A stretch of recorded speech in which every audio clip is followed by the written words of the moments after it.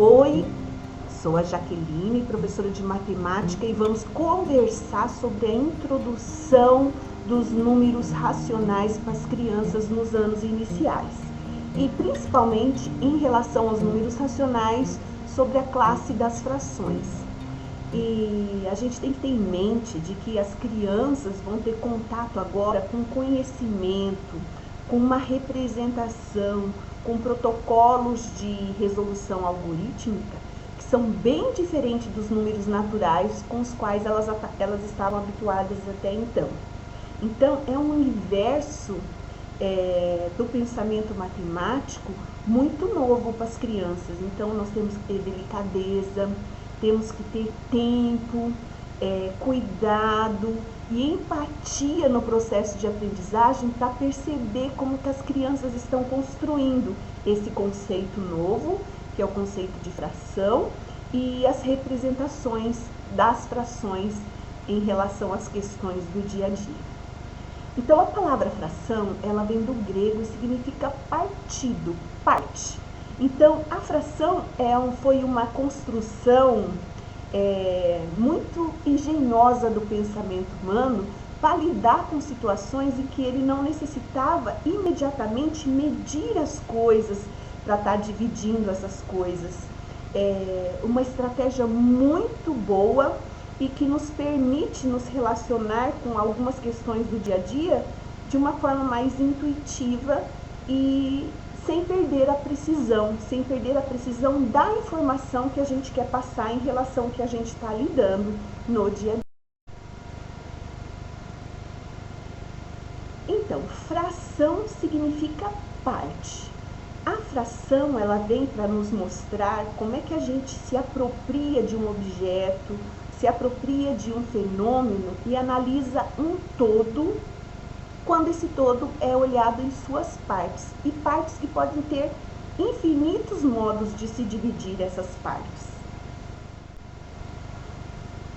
O legal nos anos iniciais na educação infantil é que o conceito de frações, as representações de frações sejam introduzidas em sala de aula, utilizando situações e elementos manipuláveis pelos alunos para eles irem construindo essas representações e esses conceitos.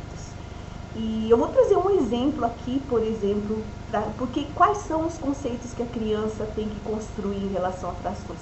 Primeiro, o conceito de unidade de referência. A unidade que está servindo de referência para ela na análise que ela vai fazer em relação à partição que ela vai fazer. Segundo, é a representação da informação que ela quer dar. Que signos ela vai usar para representar a informação que ela quer dar. Então, pensando em material manipulável, eu resolvi trazer para vocês uma folha de papel. Uma folha de papel. Simples, folha de papel ao máximo. Porque isso é fácil das crianças lidarem no dia a dia. Uma folha de sulfite, ela pode ser dividida em diversas partes. Quando a gente está falando em partes de divisão, o interessante é perceber que nós vamos olhar o nosso todo, mas dividido em partes que são de tamanhos iguais. Em quantas partes e como esse todo pode ser dividido, isso pode assumir infinitas formas. Mas o tamanho das partes tem que ser o mesmo para a gente analisar. Então, eu poderia pegar essa folha de papel e dividir ela em 4 partes. Poderia ser dividida assim. Ou poderia ser dividida assim. O legal é variar os modos de divisões possíveis do meu todo. Então, nesse caso da folha de papel, a minha unidade de referência é essa página. Vamos pegar essa primeira partição, em que minha unidade de referência está dividida em 4 partes. Se eu tomar uma parte dessas 4 partes aqui e pegar um pedacinho desse e tirasse daqui, com quantos pedacinhos eu ficaria da minha unidade de referência inicial?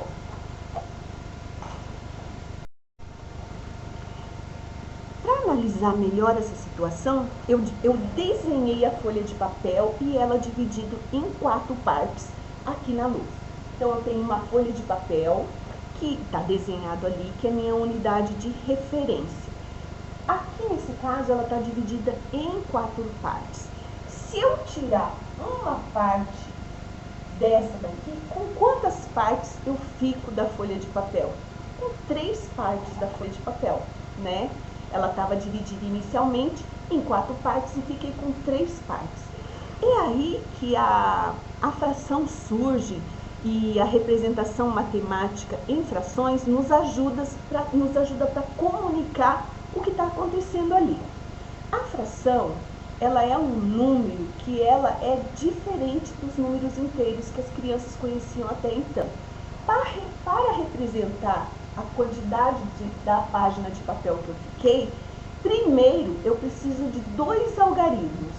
Um algarismo que vai embaixo, eu coloco um traço. Esse traço não significa uma operação matemática, ele tem o objetivo só de delimitar entre o número que vai aqui embaixo e o número que vai aqui em cima. O número que vai embaixo é a quantidade inicial de partes que eu teria. Se tivesse aquela parte, uma folha de papel, foi dividida em 4 partes. Como eu tirei uma parte dessa folha de papel, eu fiquei com quantas partes? 3 partes. E é nesse sentido que surge a fração, para nos ajudar a comunicar situações como essas, onde houve uma partição, uma fração de uma unidade de referência inicial. Então, eu preciso de 2 números e um traço delimitador. Esse número de cima, ele representa a quantidade de partes que eu fiquei. É o número de partes que eu tomo. Número de partes que eu tomo. E o número de baixo, ele vai representar o número de partes em que foi repartida a unidade de referência. Em que foi repartida a unidade de referência.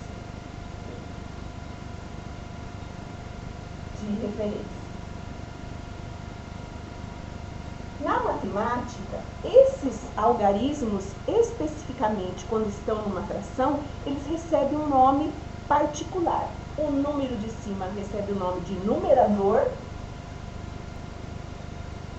e o número de baixo recebe o nome de denominador.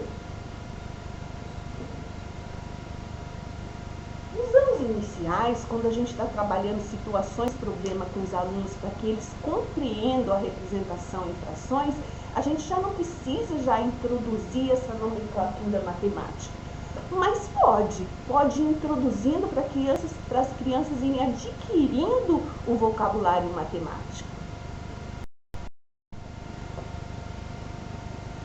Esse início, para introduzir a representação do número fracionário, deve usar de muitas situações manipuláveis, que podem ser tanto utilizando figuras geométricas, como no caso que eu usei no exemplo anterior, pode ser utilizando elementos do dia a dia, os alunos em sala de aula, porque a gente não precisa trabalhar sempre dentro da representação do contínuo, que o geométrico nos ajuda mais, mas também no mundo discreto, onde há elementos soltos e que a gente agrupa em conjuntos para analisar. Vamos trazer novamente aqui a representação geométrica do retângulo ou do quadrado que eu usei anteriormente, mas repartido em um número de partes diferente e de outro modo, para que as crianças também percebam que a unidade ela pode ter variações no número de partições. E prestar atenção que essas partições devem possuir o mesmo tamanho para nossa análise. Nesse caso aqui, eu tenho o meu quadrado ou retângulo dividido em 1, 2, 3, 4, 5 partes. Então, o total de partes, de frações em que foram divididas a unidade de referência são 5. E se eu tomar 4 dessas partes, como que eu representaria que eu estou pegando para mim 4 partes de onde tem 5 partes dessa unidade de referência? usando a representação na forma em que eu uso dois números e um traço delimitador. Se eu estou tomando para mim 4 partes, então esse algarismo que representa a quantidade de partes irá em cima. E a quantidade de partes em que foi dividida a unidade de referência vai embaixo, que são 5 partes. Então aqui eu representei 4 partes de onde haviam 5 partes. Se eu tomo 5 partes, aí não seriam mais 4 partes, seriam 5 partes de onde tem 5 partes. Se eu pego 5 pedaços de onde está 5 pedaços, eu estou pegando a minha unidade de referência inteira. Eu estou pegando a minha unidade de referência inteira. Olha, existem inúmeras possibilidades de figuras geométricas, de usar a geometria para trabalhar essa introdução do conceito de fração e a representação da fração e os elementos que compõem a fração. Pode ser uma folha de papel, pode ser uma maçã que você leva para a sala de aula e reparte e vai problematizar com os alunos se você come uma parte, que fração da maçã você comeu. Podem ser círculos que eu faço, desenho, podem ser malhas quadriculadas que eu faço, desenho, desde que as partes tenham o mesmo tamanho. A gente tem que ter delicadeza na representação em sala de aula. E aí trabalhar com as crianças pedindo para que elas representem. Qual é a representação fracionária nessa figura da parte pintada? Tem um pedaço pintado de onde tem 2. Então, é uma parte pintada de onde tem 2 partes. Nessa representação, como que fica a representação matemática da parte pintada neste outro círculo? Este outro círculo está dividido em 4 partes e uma está pintada. Então, o círculo está dividido em 4 partes e uma está pintada. Neste outro círculo, ele está dividido em 1, 2, 3, 4, 5, 6, 7, 8. 8 partes. Como que eu representaria a parte pintada nesse círculo? 3 partes de onde tem 8 partes no círculo. E também posso pedir para eles fazerem a representação da parte que não está pintada, nesse caso também. Vamos analisar este círculozinho aqui. Vou até apagar os outros 2. E já podemos introduzir a soma de fração com os mesmos denominadores, com denominadores homogêneos. Essa fração representa a parte pintada. Qual é a fração que representa a parte que não está pintada? São 8 partes. A parte que não está pintada é 1, 2, 3, 4, 5. 5 pedaços de onde tem 8. Olha que interessante. 3 quintos, que é 3 oitavos, que é a parte pintada, mais 5 oitavos, que é a parte que não está pintada, dá um total de 8 partes de onde tem 8. Assim, a criança já vai percebendo que a operação de adição e depois a de subtração de números fracionários, o denominador é apenas uma informação para mim de como foi dividida essa unidade de referência. Então, ele se repete. Eu não opero, não faço operação de soma aqui. Ele continua indicando que o que eu somo são as partes que estão pintadas ou não pintadas que eu tomei como referência. 3 mais 5, 8.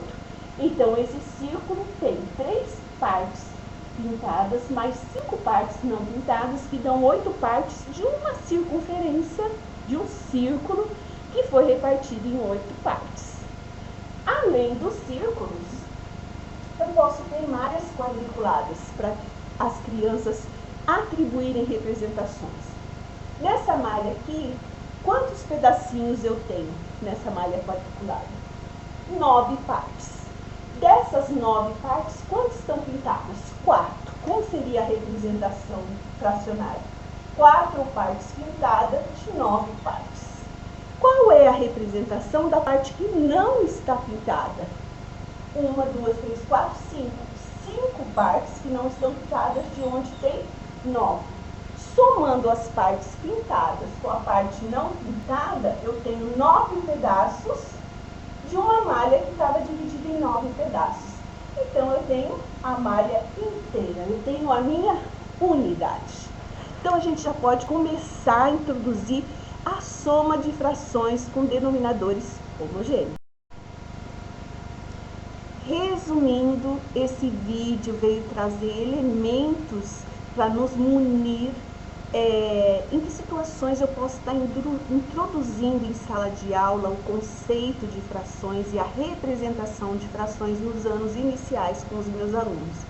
São exemplos muito simples, existem materiais mais elaborados, existem softwares que a gente pode estar trabalhando se tiver acesso a um laboratório, se eles tiverem acesso a um computador, e que são muito mais atraentes para as crianças em sala de aula.